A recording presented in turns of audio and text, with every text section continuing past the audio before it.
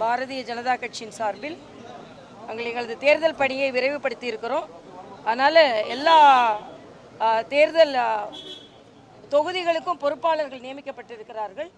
72 பொறுப்பாளர்கள் 234 தொகுதிக்கும் நியமிக்கப்பட்டிருக்கிறார்கள். இது 72ன்னு 70 தொகுதி அப்படின்லாம் சொல்லிட்டு இருக்காங்க. 72 பொறுப்பாளர்கள் 234 தொகுதிகளிலும் நாங்கள் பணியாற்றி கொண்டிருக்கிறோம். நாங்கள் கூட்டணி கட்சி தொகுதி எங்கள் தொகுதி அப்படின்னு வேறுபாடு பார்ப்பதில்லை. ஒட்டுமொத்தமாக இன்னைக்கு மரியாதைக்குரிய சுதாகர் ரெட்டிஜி வேளச்சேரி முழுசாக சுற்றுப்பயணம் செய்திருக்கிறார். நான் நாங்குநேரி போகிறேன். அதே மாதிரி மயிலாப்பூரில் எனக்கு கொடுக்கப்பட்டிருக்கிறது.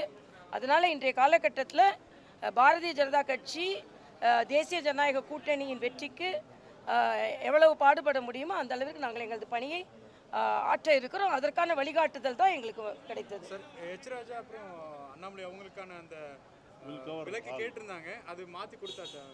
இல்லை, அது எங்களுக்குள்ள தொகுதி தான் எங்களுக்கு தெரியும், மற்றபடி எனக்கு தெரியாது. இப்போ கேசவநாயகம் அவர்கள் மரியாதைக்குரிய மாநில தலைவர் அதற்கான அரேஞ்ச்மெண்ட்ஸை செய்வார்.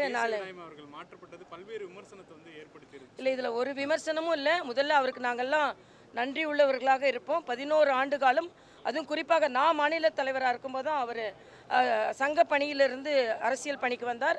அவர் என்னோட ஒரு சகோதரராக பழகியவர். இந்த கட்சியோட வளர்ச்சியில் எல்லாம் முக்கிய பங்காற்றியவர்.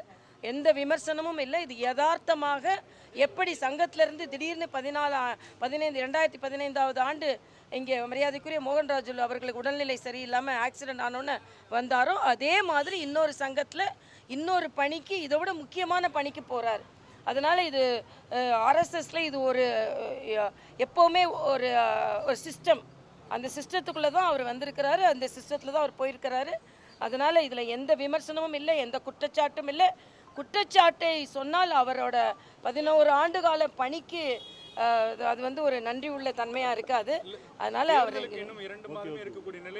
அது மாதிரி நான் சொல்லிட்டேன். இது அவர் இயல்பான மாற்றம் என்பதை நான் சொல்லிட்டேன். I covered Virudhunagar, then Satur, Madurai, now this Velacheri. I am asking and challenging Sri Stalin, our Chief Minister, to visit Velacheri without police as a common man. How was the so-called Dravidian model of governance? Just an example. If he really likes or respects the democratic fabric of this country, he should visit Velacheri. How people are suffering, how bad, like that. Total failure, law and order and misrule. Definitely people will give a befitting reply by electing NDA alliances in coming election. Okay.